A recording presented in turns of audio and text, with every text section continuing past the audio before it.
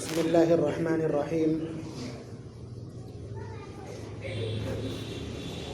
الحمد للہ رب العالمین والصلاة والسلام علی سید الانبیاء والمرسلین محمد وعلی آلہ واصحابہ اجمعین اما بعد اعوذ باللہ من الشیطان الرجیم بسم اللہ الرحمن الرحیم سبحان الذي أسرى بعبده ليلا من المسجد الحرام إلى المسجد الأقصى الذي باركنا حوله لنريه من آياتنا إنه هو السميع البصير. وقال تعالى وما جعلنا الرؤيا التي أريناك إلا فتنة للناس والشجرة الملعونة في القرآن ونخوفهم فما يزيدهم إلا طغيانا كبيرا. وقال تعالى والنجم إذا هوى ما ضل صاحبكم وما غوى وما ينطق عن الهوى إن هو إلا وحي يوحى علمه شديد القوى ذو مرة فاستوى وهو بالأفق الأعلى ثم دنا فتدلى فكان قاب قوسين أو أدنى فأوحى إلى عبده ما أوحى ما كذب الفؤاد ما رأى.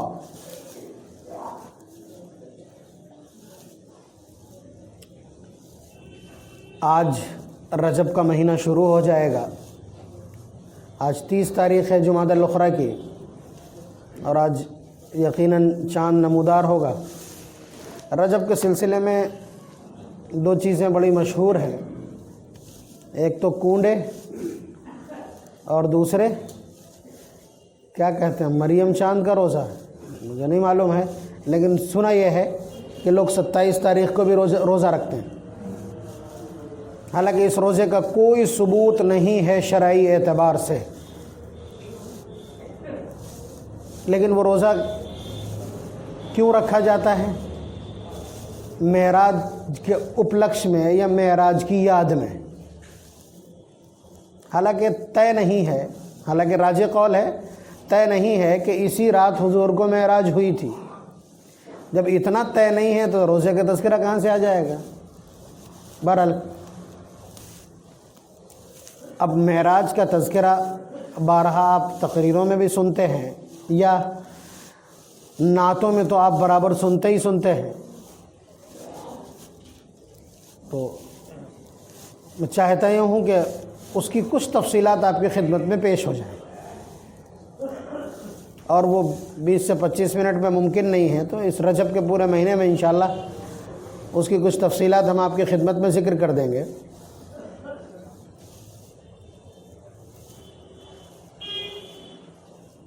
تو اس سلسلے میں قرآن و سنت کا جو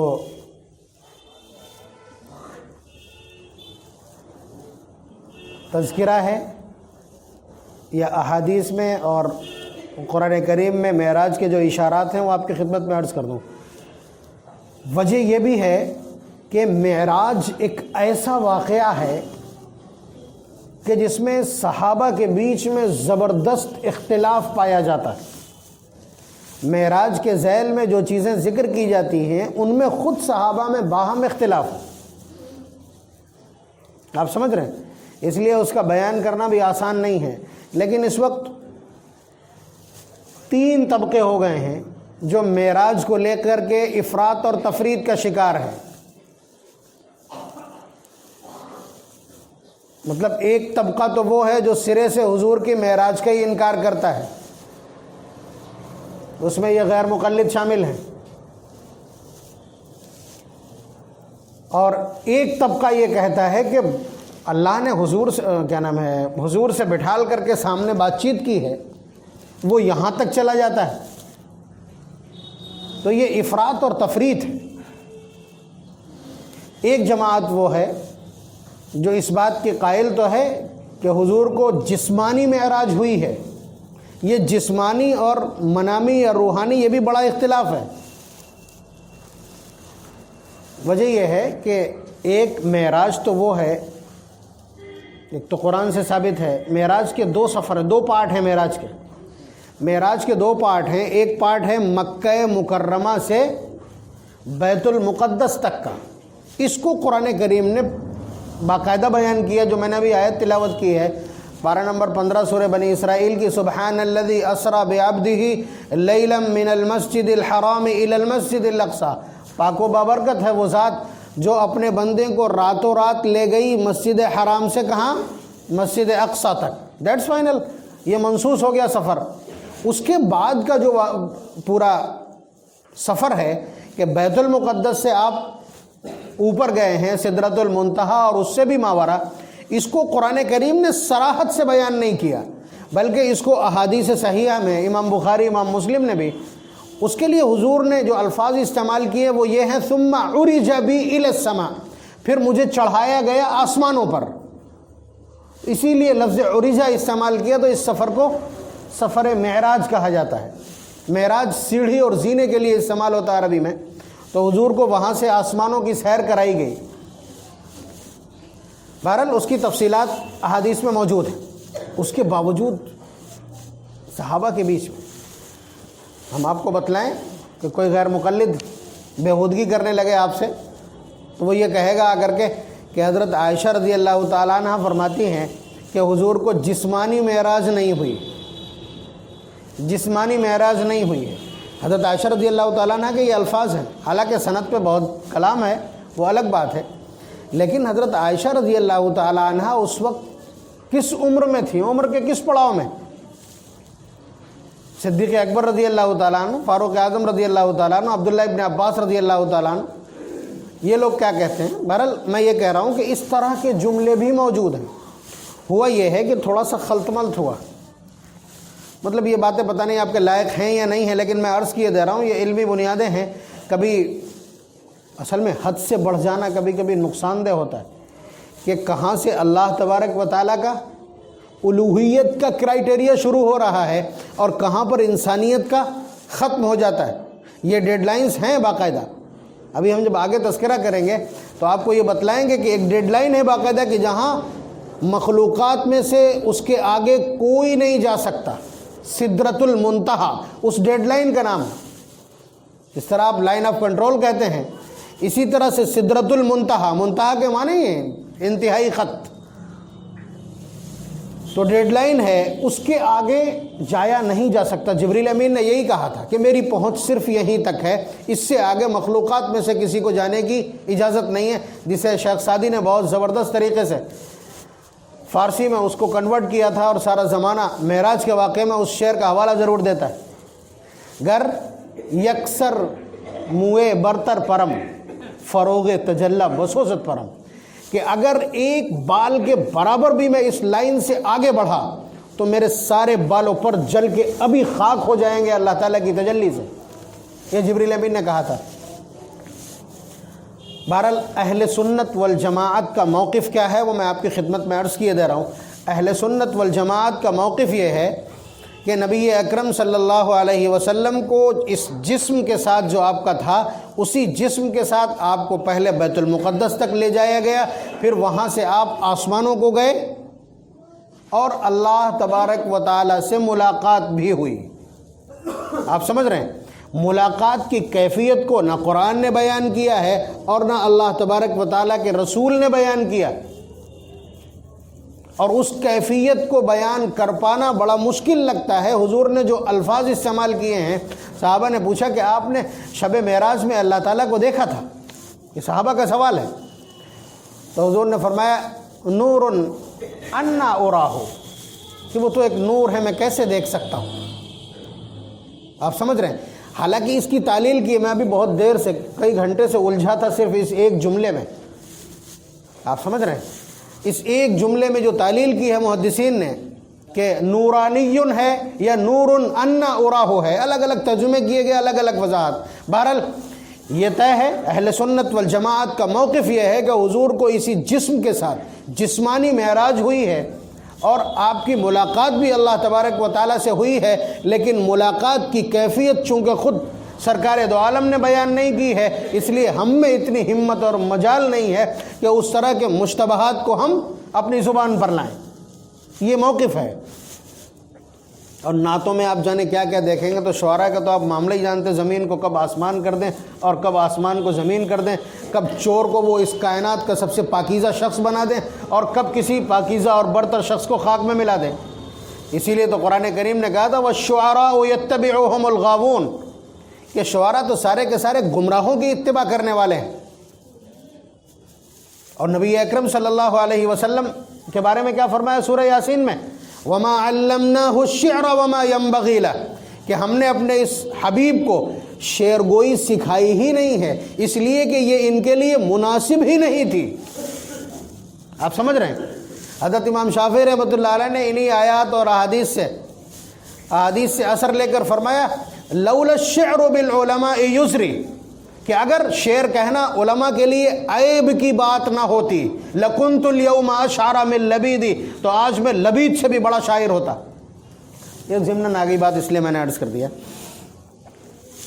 تو اشعار میں کیا کہا جاتا ہے کہ جبریل نے آ کے تلوے چاٹے اور یہ کیا وہ کیا، یہ سب چیزیں غیر مستند ہیں۔ کسی چیز کو اتنا بڑھا دینا، اس لیے کہ یہ بہت سینسٹیو ہے۔ ہمارے محدثین کا یہی، میں دارالعلوم دیوبند میں حدیث کی درسگاہ میں موجود تھا، شیخ یونس صاحب جن کا بھی انتقال ہوا 50 سال تقریباً انہوں نے بخاری شریف کا درس دیا ہے، وہ تشریف لائے تھے اور کسی طالب علم نے معراج کے اوپر نعت پڑھی، اس میں کچھ جملے حقیقت سے تھوڑا ادھر ادھر ہوں گے تو نعت رکوا دی بیچ میں۔ شیخ یونس صاحب نے نعت رکوا دی بیچ میں اور فرمایا کہ یہ محدثین کے بیچ مختلف ہی مسئلہ ہے، اس پر اس طرح کے کلمات درست نہیں۔ تو اتنا احتیاط برتا ہے۔ تو اب اس سلسلے میں چونکہ لوگ روزہ بھی رکھنے لگے ہیں اس نام پر، تو کم از کم معراج کی تفصیل عرض کر دینا تو میری ڈیوٹی ہے۔ یہ اشتباہ کیوں پیدا ہوا، یہ جملہ میں کیوں بول رہا ہوں کہ اس جسم کے ساتھ حضور کو معراج ہوئی ہے؟ اصل میں حضور کو کچھ منامی معراج بھی ہوئی ہے، نہیں سمجھے آپ؟ یعنی خواب میں بھی حضور کو معراج کروائی گئی ہے، جس کی تفصیلات احادیث میں موجود ہیں۔ حضور نے فرمایا کہ 2 لوگ آئے، سفید پوش تھے اور مجھے لے کر کے چلے۔ میں گیا، جا کر کے دیکھا کہ ایک تندور ہے، اس میں آگ جل رہی ہے اور اس میں لوگ پڑے ہیں، اور آگ کے مرغولے اتنے طاقتور ہیں کہ ان لوگوں کو اوپر تک لے کے آتے ہیں، اور پھر اس کے بعد وہ نکلنا چاہتے ہیں باہر کو، لیکن وہ آگ انہیں پھر نیچے پہنچا دیتی۔ ایک نہر میں نے دیکھی کہ جس میں ایک شخص کھڑا ہوا ہے اس نہر کے اندر، اور ساحل پہ کنارے پہ ایک شخص کھڑا ہے، اس کے ہاتھ میں پتھر ہے۔ جیسے ہی وہ کنارے آنا چاہتا ہے تو یہ کنارے والا شخص اس کے پتھر مارتا تو پھر وہ اندر چلا جاتا ہے۔ کچھ لوگ ایسے ہیں کہ جن کے یہ کلے، یعنی ان کے منہ میں آنکڑے ڈال کر کے اور اس کے بعد ان کے ان کلوں کو چیرا جا رہا ہے، اور جب چیر کر کے وہ یہاں تک فرشتے الگ کر دیتے ہیں تو پھر اس کے بعد اللہ تعالیٰ انہیں پھر جوڑ دیتے ہیں، اور پھر وہ ایسے ہی کرتے رہتے ہیں۔ بہرحال یہ اس طرح کی معراج۔ پھر فرماتے ہیں کہ میں ایک جگہ پہنچا، دیکھا کہ بادل ہے، ایک جگہ پہنچا کہ ایک بڑا گھنا تناور اور سبز درخت ہے، اس کے نیچے ایک بڑے میاں بیٹھے ہیں بہت خوبصورت، اور ان کے ساتھ میں بہت سارے چھوٹے چھوٹے بچے ہیں۔ حضور بار بار پوچھ بھی رہے ہیں کہ یہ کون ہے، یہ کیا منظر ہے، تو وہ فرما دیتے ہیں آگے چلیے آگے چلیے آگے چلیے۔ تو جب سارے مناظر دکھلا دیے ہیں تب پھر تفصیل بتلائی کہ میں جبریل ہوں اور یہ میکائیل ہے میرے ساتھ، اور یہ سارا جو منظر دکھلایا گیا ہے اب تفصیل سے سنیے کیا کیا۔ وہ لوگ جو چغل خوری کرنے والے ہیں، جھوٹ بولنے والے ہیں، یہ جن کے کلے چیرے جا رہے ہیں، یہ وہ لوگ ہیں۔ اور یہ دریا میں جو شخص کھڑا تھا اور جس کو اس طرح مارا جا رہا ہے، یہ حرام کھانے والا شخص ہے۔ اور یہ تندور میں جو لوگ جل رہے ہیں اور فلیم کے ساتھ، یہ لو کے ساتھ اوپر نیچے ہو رہے ہیں، یہ زانی اور بدکار لوگ ہیں۔ اور وہ جو بڑے میاں ہیں وہ حضرت ابراہیم علیہ السلام ہیں، اور جو یہ ان کے ساتھ چھوٹے چھوٹے بچے ہیں یہ ایمان والوں کے بچے ہیں جو ان کی کسٹڈی میں۔ ان سے بہتر باپ کون ہو سکتا ہے؟ آپ اندازہ کیجئے، جس نے ہزاروں انبیاء کی پرورش کر دی ہو، جس کی نسل میں پرورش ہوئی ہو۔ بہرحال یہ ایک منامی معراج ہے، یہ منامی معراج ہے۔ تو یہاں غلط فہمی ہوگی لوگوں کو کہ جس طرح وہ معراج تھی اسی طرح یہ بھی معراج، حالانکہ اس کے اوپر بڑے دلائل قائم ہیں۔ کہ نبی اکرم صلی اللہ علیہ وسلم نے صبح کو جب یہ واقعہ بیان کیا تو مکے کے کافروں نے مذاق اڑایا کہ دیکھا، مطلب جس طرح ہم لوگ کہتے ہیں نا کہ یار ایسی بات کہا کرو، اتنی چھوڑا کرو کہ مان لی جائے، تو نبی اکرم صلی اللہ علیہ وسلم کے خلاف استہزاء اور مذاق بہت بڑھ گیا۔ حضور نے فرمایا کہ وہی ہے جو میں کہہ رہا ہوں، میں نے راتوں رات کعبۃ اللہ سے اور بیت المقدس کا سفر کیا ہے اور پھر وہاں سے وہاں کا سفر کیا ہے۔ تو جب حضور اپنی بات سے بالکل ٹس سے مس نہ ہوئے، جھوٹ بولنے والا لپکنے تو لگتا ہی آپ جانتے ہیں، لیکن حضور کا بیان جز کا تس، تب پھر وہ سوالات پہ اتر آئے کہ بتاؤ کہ در کتنے ہیں اگلی صف میں اور فلاں کتنے در ہیں، اس طرح کے سوالات انہوں نے کیے۔ اللہ تبارک و تعالیٰ نے کھٹ سے یہ انتظام کیا، یہ احادیث کی روداد ہے۔ اللہ تعالیٰ نے انتظام یہ کیا کہ حرم سے لے کر کے اور بیت المقدس تک کے جتنے حجاب تھے سب ہٹا دیے، جو سوال کر رہے ہیں حضور دیکھ کے جواب دے رہے ہیں۔ تو ظاہر سی بات ہے اگر خواب میں یہ سب کچھ ہوا ہوتا تو ضرورت کیا تھی استدلال کی؟ یا بہت سارے کچے ایمان والے نئے جو لوگ کلمہ پڑھ کے ایمان میں داخل ہوئے تھے، ایک اچھی خاصی تعداد یہ واقعہ سن کے حضور کا یہ بیان سن کے مرتد ہو گئی، کہنے لگے جھوٹ بولتے ہیں۔ یعنی بہت سے ایمان والے کفر میں مبتلا ہو گئے۔ تو یہ دلیل ہے اس بات کی کہ اگر خواب میں دیکھا ہوتا تو مرتد ہونے کی ضرورت کیا تھی؟ خواب میں دیکھا ہوتا تو مرتد ہونے، یہ الفاظ آپ جو سن رہے ہیں یہ آپ کی ضرورت ہیں، اس لیے کہ اس ٹائم ایمان چھیننے والے شیطان کے بچے یا شیطانچے زمینوں پر رینگ رہے ہیں۔ کب آ کر کے آپ سے کہنے لگے کہ حضرت عائشہ کہتی ہیں کہ حضور کو معراج نہیں ہوئی؟ آپ سمجھ رہے ہیں؟